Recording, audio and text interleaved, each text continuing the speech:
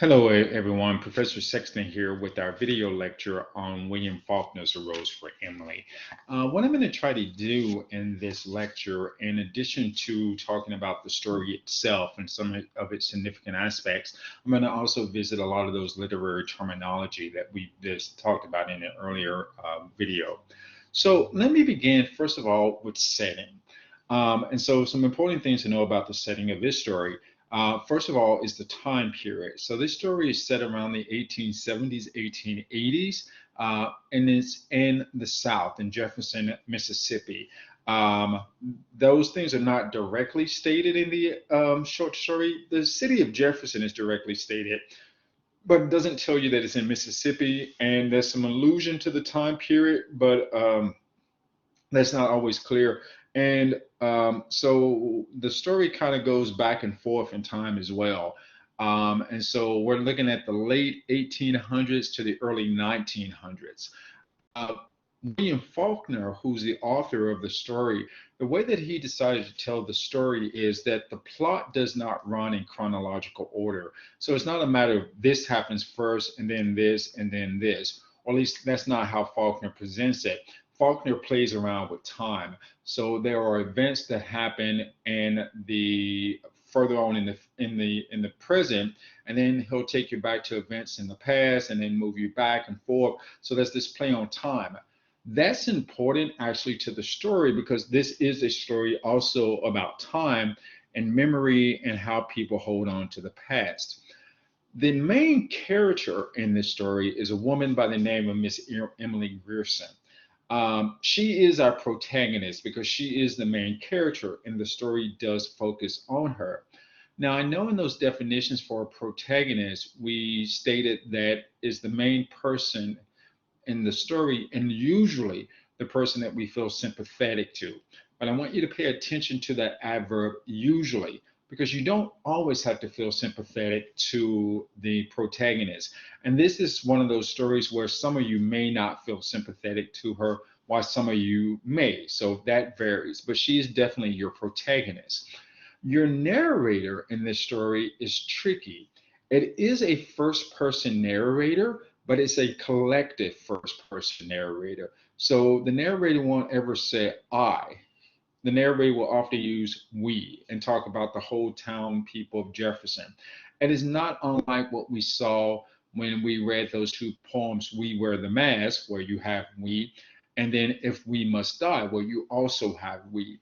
So this story also has that kind of element of we telling the story. And the narrator, in some aspects, can be unreliable because the narrator can only tell you what they see and what they think. And sometimes what they think are assumptions that are not based on reality.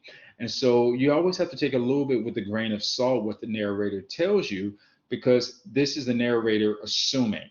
And throughout this lecture, I'll say narrator in the singular, but keep in mind that the narrator is plural, it's the townspeople. So the story begins with the death of the protagonist.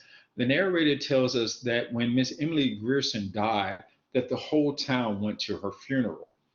What becomes interesting is how the narrator expresses the town's view of Miss Emily. It says that she had been a tradition, a duty, a care, a sort of hereditary obligation. And at one time, she's described as a fallen monument. So pay attention to those descriptions of Miss Emily, because even though this is a story about Miss Emily, this is also a story about the townspeople and how Miss Emily comes to represent a symbol for them. So, yes, she is an actual person in the story, but she's also a symbol. And that's where these issues of the time and the past come into play, because Faulkner does this consistently through this story. Let me add too that this story is divided up into scenes, and there's 5 different scenes. So in my discussion of it, I'll talk about it in scenes. So scene 1 is where the narrator begins about telling us about Miss Emily's death and how everyone came to the funeral out of a sense of obligation. But what's very important in this first scene as well is there's a description of Miss Emily's house, and it's the second paragraph in the story. What is significant about that paragraph is, in a lot of ways, the description of the house can also be a description of Miss Emily. This house is an older house that is in a neighborhood that used to be one of the most well known and the most select neighborhoods. So, this is where most of the wealthy people had stayed at one time. But it no longer serves that purpose. And actually, Miss Emily's house is the last remaining house of that type in that neighborhood. Everything else is kind of like gas stations and garages. And the house is described as being stubborn, kind of like this sense that even though everything is changing around it, the house refuses to change.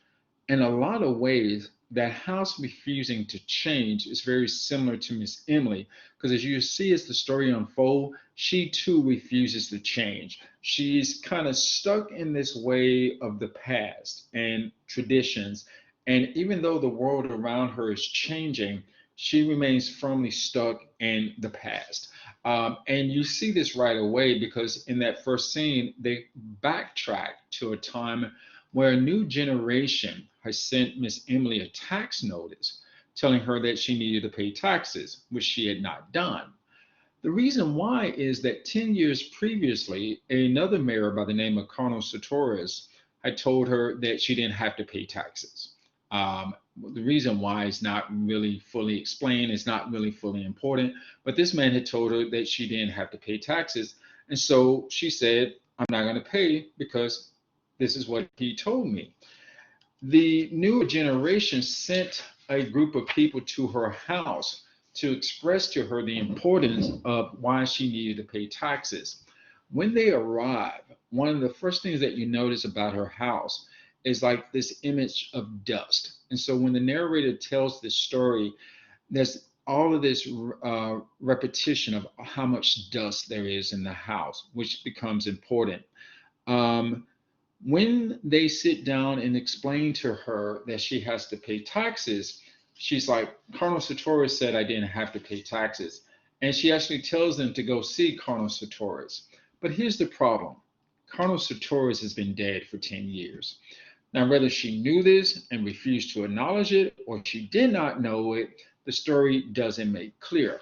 However, this is kind of one of those things that's going to repeat in this story. Faulkner's story is very clever because Faulkner does this consistently throughout the story.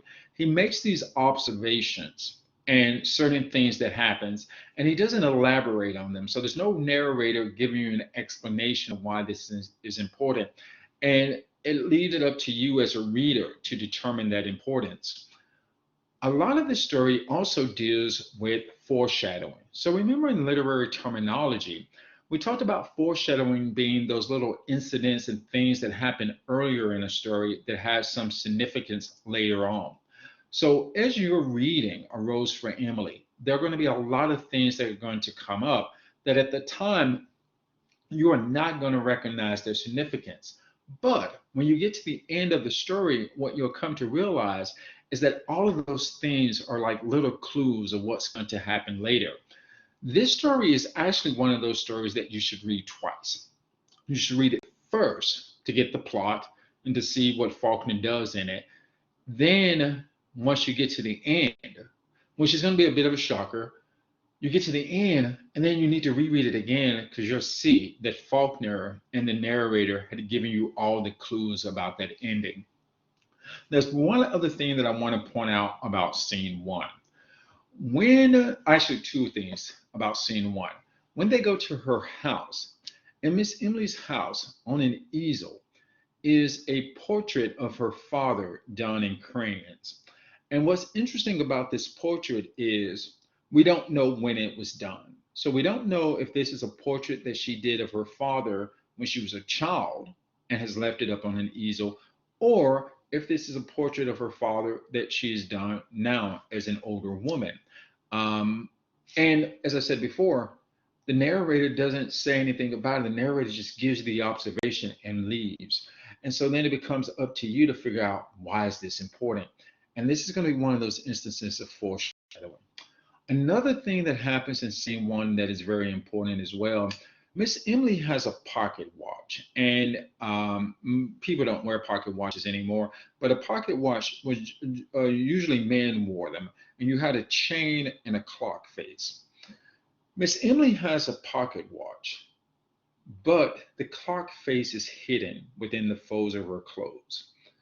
But you can still hear the ticking of the clock. And this comes very important to that emphasis on time. It's almost as if Miss Emily wants to suppress or hide time by that clock face not being visible, yet you can still hear the invisible ticking of the clock. So even though Miss Emily may not want to acknowledge that time is changing, that ticking is a reminder of that. In scene two picks up at that where Miss Emily had the people come to her house, and the narrator tells us that she vanquished them. Vanquish is an interesting word here because vanquish is not a word that we commonly use now. You know, you think of vanquish when you think about knights, you know, like they vanquished them. And yet the narrator tells us that Miss Emily vanquished the people who came from the city offices. That too kind of shows the sense of Miss Emily holding on to this past. And the story, as I said before, is kind of filled with those type of details that Faulkner keeps going back to time and time again.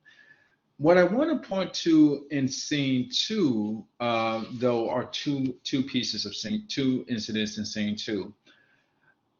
In one part of scene two, the narrator or the townspeople said that they've always thought of Miss Emily as a tableau.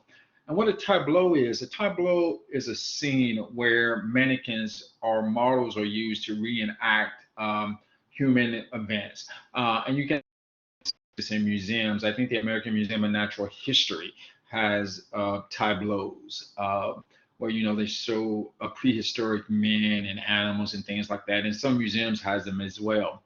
So the townspeople always think of Miss Emily and her father as a tableau. And the way that they describe this tableau, Miss Emily is a slender figure in white, and she's in the background. Her father is a straddled silhouette in the foreground. So picture this is the father, legs spread in the front of the house. His back is to Emily. Emily is here, this slender figure in white. But in the father's hand, he has a horsewhip. And you have to ask yourself, for whom is that horsewhip? Is it to keep Emily in line, or is it to keep young men away from Emily? And once again, this is one of those many scenes in this story where Faulkner doesn't offer any further elaboration. He just leaves it there, and then for us as readers to kind of figure out how we're going to read this. But the reason why it's significant is it keeps Emily away from other people because the townspeople said that Emily and her father always thought of themselves as being too good for everyone else. So they claimed that with this, there was no surprise that when Emily turned 30 and was still single, there was no surprise. And that's obvious. I mean, look, if I were a young man and I went courting, and we'll use one of those archaic terms, and I go to Miss Emily's house, and her father is standing on the front porch with a horsewhip in his hand, I'm going to turn around and go down the street and court some other young woman whose father is not standing in the front of the house with a horsewhip. And so you can kind of see how Emily's father has had this control over her. And that will probably go back to explain that painting or that portrait that she has of her father and scene one. Also, there's another incident in scene two that is important. When Emily's father dies, the women of Jefferson come to her house to offer their condolences. And she meets them on that first date with no sign of grief. And when they tell her that they've come to offer their condolences upon the passing of her father, she's like, my father's not dead. She does this for 3 days. So for 3 days, she denies that her dad has died. And finally, she breaks down and let them take the body. This is another instance of foreshadowing. Scene three. Scene three has two significant incidents in it that I would like to speak about. So one is scene 3 speaks of a time when Miss Emily goes to the pharmacy to request poison. And the pharmacist asks her what's the poison for, and she doesn't say. And so the pharmacist just writes for rats. But the townspeople assume that Miss Emily is going to use the poison to kill herself. And the reason why they think this is because Miss Emily took up with this man named Homer Barron. Homer Barron was a northerner who had moved to Jefferson because they were paving the sidewalks. And think about this, that whole paving of the sidewalks, this is also something that shows movement, progression, right? And Homer Barron is this Yankee, that's how he's described in the story, who comes to Jefferson to pave the sidewalks. And Miss Emily and Homer began to see each other. And one thing that I should describe here as well, which is kind of important for this story as well, this story happens, some years after the Civil War, but not that many years after that. And the people in Jefferson, Mississippi, a southern state, um, still have some animosity concerning the North and concerning the Civil War. And you still see this. I mean, you still see this now in the South, where there are some Southerners that have a kind of like a negative view of Northerners. And you see it in the North as well. So it goes both ways. But that Miss Emily, who represents Southern gentility, would link up with a northerner, that's rumors for gossip. Also, Homer claims that he's not the marrying type and that he's interested in men. So there's this assumption that the townspeople have is that Miss Emily has expressed her romantic attraction towards Homer, and Homer has not returned that attraction. And because Homer has not returned that attraction, they assume that Miss Emily is going to kill herself. But keep in mind, I'm using the word assume because the narrators here will do that a lot. And so in scene 4, they said that they assumed that she was going to kill herself because of Homer. Scene 4 is also a tricky scene because scene 4 talks about the relationship between Emily and Homer. Since that, they assume that Emily and Homer is going to get married. Emily goes out and buy all this stuff for a groom, like so a toilet set. And when I said toilet set, like shavers and things of that nature with his initials on it, HB. And so it gives the people in Jefferson this indication that they're preparing to get married. But then Emily's cousins come to visit and Homer leaves. And it's kind of like a sense that the cousins don't want Emily to marry Homer, and it could be because of his northern origins. But then the cousins leave again, and Homer comes back. And so when Homer comes back, they're like, oh, yeah, so now they're married. But what's really interesting is they remark that Homer comes back, goes into the house, and they never see him again.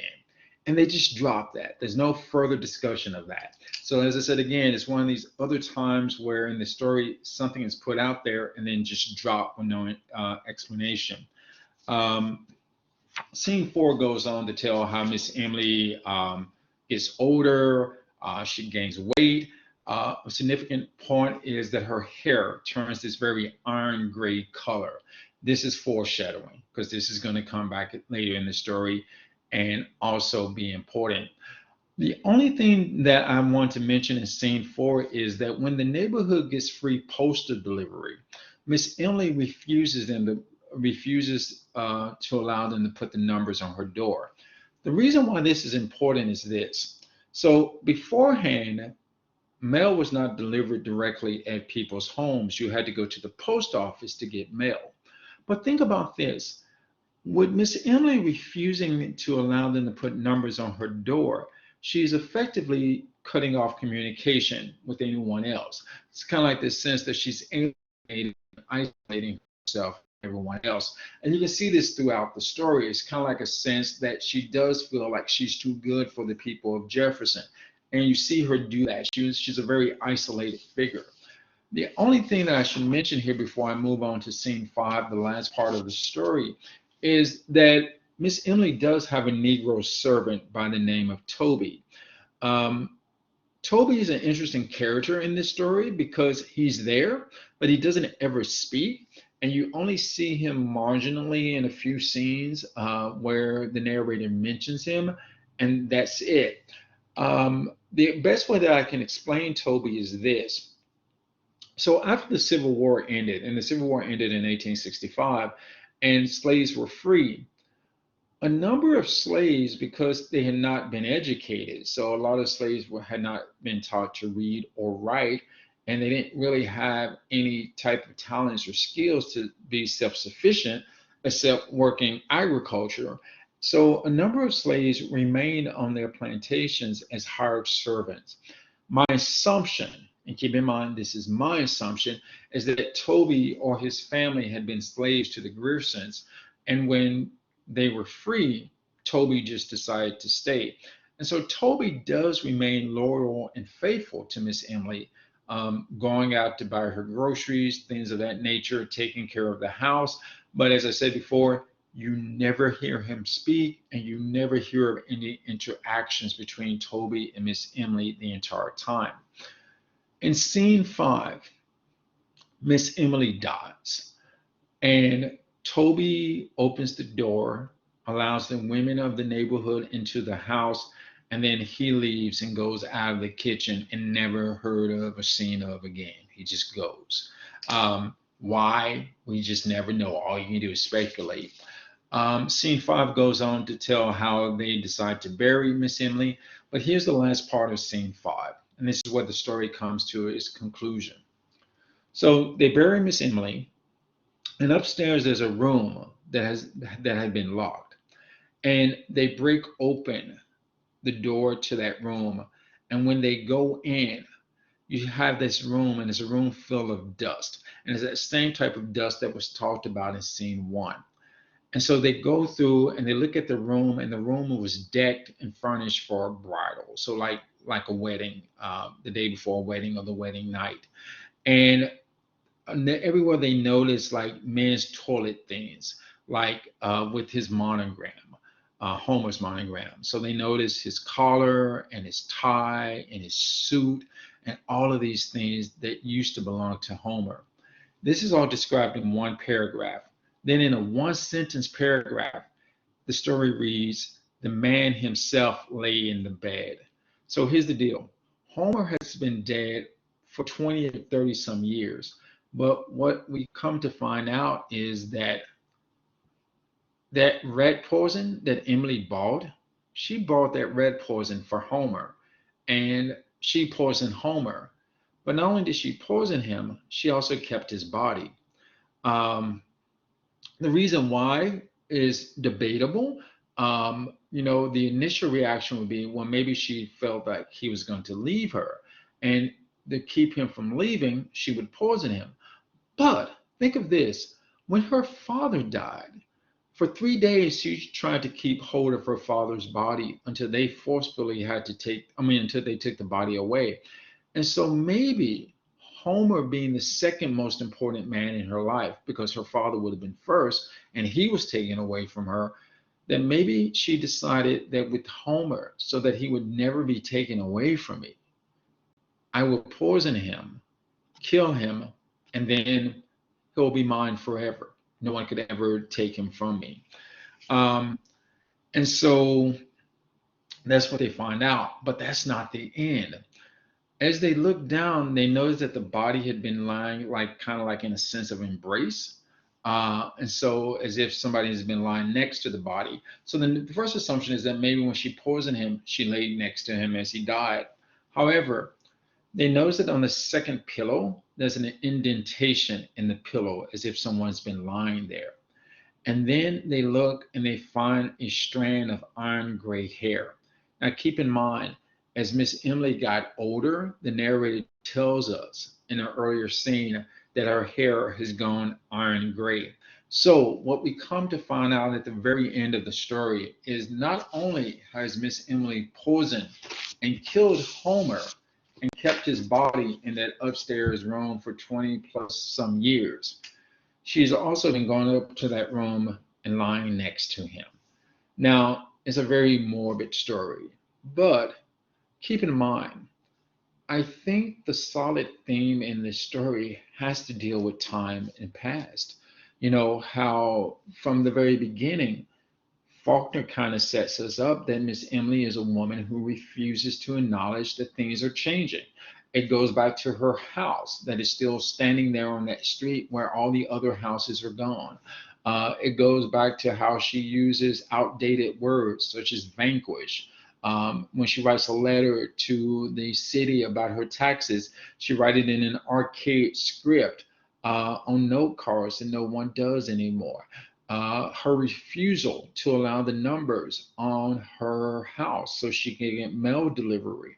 So she's very much a woman who's kind of stuck in the past. Um, you look at the way that she refuses to let her father goes. And so you see this woman who, for whatever reason, is unreluctant to see time change. And maybe that has to do with the control that her father had over her. Because even though the man is dead through all five scenes of this short story, Emily Father's looms large. And maybe Homer, in some ways, reminded her of her father.